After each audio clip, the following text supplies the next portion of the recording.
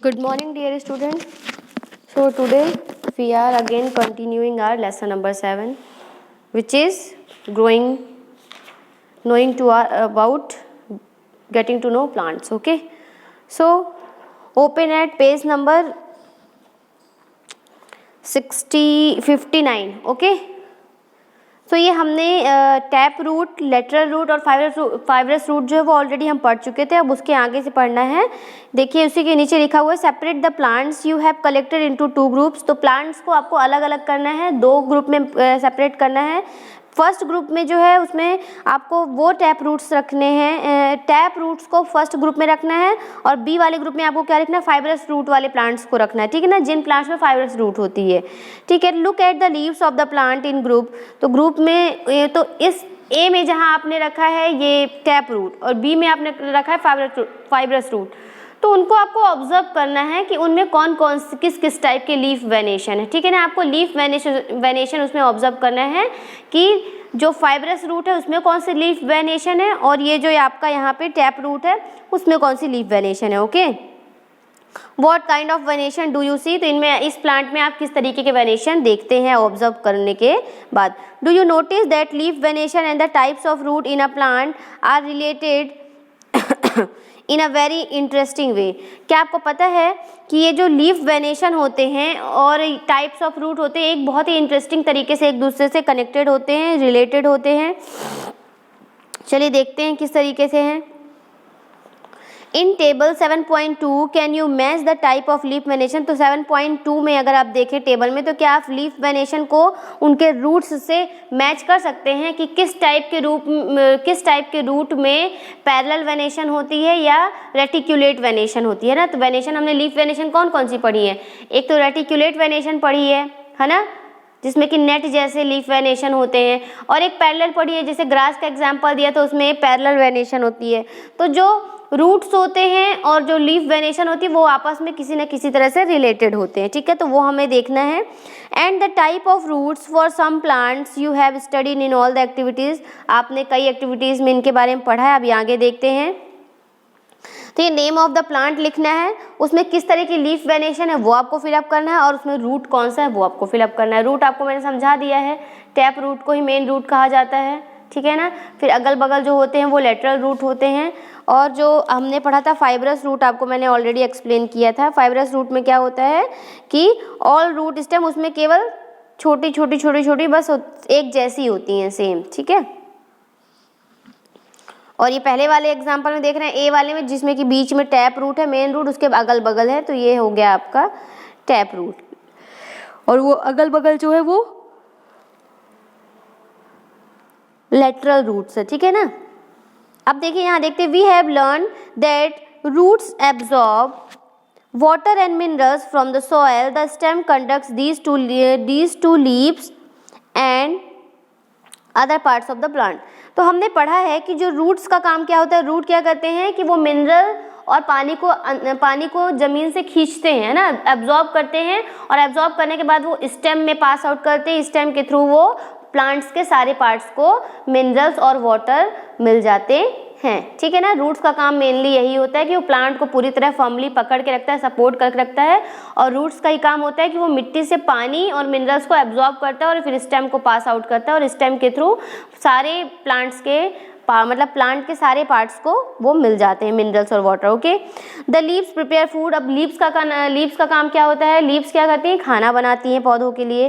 This food travels through the stem. और ये जो खाना होता है ये किसके द्वारा प्लांट के सारे पार्ट्स तक पहुंचता है, स्टेम के थ्रू, है ना, जो कि प्लांट के अलग अलग पार्ट्स में स्टोर हो जाता है ना. लीव्स का काम होता है कि पेड़ों के लिए खाना बनाना, और जो खाना बनता है तो वो स्टेम की मदद से प्लांट के सारे पार्ट्स को मिल जाता है, प्लांट्स के सारे पार्ट्स में स्टोर हो जाता है. ओके. ये हो गया. We eat some of these as root. तो कुछ ऐसे पार्ट्स हैं जिनको हम रूट्स, जिन प्लांट के कुछ ऐसे रूट्स हैं जिनको हम खाते हैं. तो देखिए कौन कौन है, जैसे कैरेट, गाजर हो गया, रेडिश हो गया, स्वीट पोटैटो हो गया, टर्निप हो गया, टैपियोका हो गया. तो we also eat many parts of a plant where food store. तो हम प्लांट के ऐसे बहुत से पार्ट्स हैं जिनको खाते हैं जिनमें कि फूड स्टोर होता है।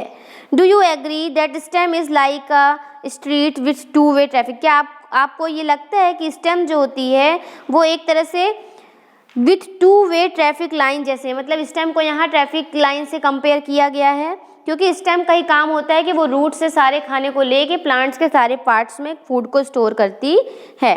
Right the name of material that goes up and stem and what which comes dim. तो देखिए रूट्स जो होते हैं वो मिनरल्स और वाटर किसको प्रोवाइड कराते हैं? पहले स्टेम को, और स्टेम क्या करती है? सारे पार्ट्स को, सारे प्लांट्स के जो पार्ट्स हैं उनमें फूड को स्टोर कर देती है ना। देखिए यहाँ पे दिखाया जा रहा है एरो से, कुछ चीज़ें ऊपर जा रही, कुछ चीज़ें नीचे जा रही है ना, तो इस तरीके से। In the next section we will study, अब नेक्स्ट सेक्शन में हम पढ़ेंगे about the structure of flower.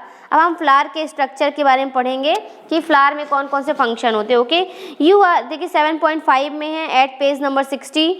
You are shown 3 branches of a rose, rose की 3 ब्रांचेस आपको दिखाई जा रही है 7.19 में A B and C. Which one will help you best to recognise the plant, जो कि आपको पहचानने में आपकी सबसे बेस्ट मदद होगी उसमें पहचानने में। कि देखिए एक तो इसमें प्लांट का केवल एक डंडे जैसा द लीफलेस ब्रांच है ना, अ लीफलेस ब्रांच ए नंबर पे, कि इसमें ना पत्तियां हैं ना कुछ, सिर्फ इसमें ब्रांच जैसी दिख रही है बस। सेकेंड में देखिए अ ब्रांच विथ लीव्स, अब ये ऐसी ब्रांच है जिसमें कि पत्तियां हैं, ठीक है ना। थर्ड ब्रांच कौन सी? थर्ड ब्रांच में देखिए पत्तियां भी हैं और फ्लावर्स भी हैं। तो थर्ड वाले सी को देखकर आप पहचान जाएंगे कि किस चीज का प्लांट है, ये रोज प्लांट है। ओके, तो which colour did you use for the flower, आप पौधों के लिए कौन सा कलर, मतलब आपको क्या लगता है कि सारे पौधों में कलर्स होता है? हाँ, सारे पौधों में तो नहीं, पौधों की फ्लावर्स में कलर होता है, जिससे कि हम रिकॉग्नाइज करते हैं कि ये किस चीज का प्लांट है। Have you ever seen flower, क्या आपने कभी फ्लावर्स देखे हैं घास पे, वीट पे, मेज पे, मैंगो पे और गुआवा पे? क्या इनमें कभी आपने फ्लावर्स देखे हैं? क्या उनके जो फ्लावर्स होती है वो ब्राइटली कलर में होते हैं, मतलब उनका जो कलर होता है काफी, तो मतलब यहाँ क्वेश्चन किया जा रहा है कि घास में आपने कभी फूल देखे हो या गेहूं के पौधों में कभी आपने फूल देखे, तो क्या उनके फूल जो होते हैं वो ब्राइट कलर के होते हैं, एकदम चमकदार कलर के होते हैं, है ना, डार्क कलर में।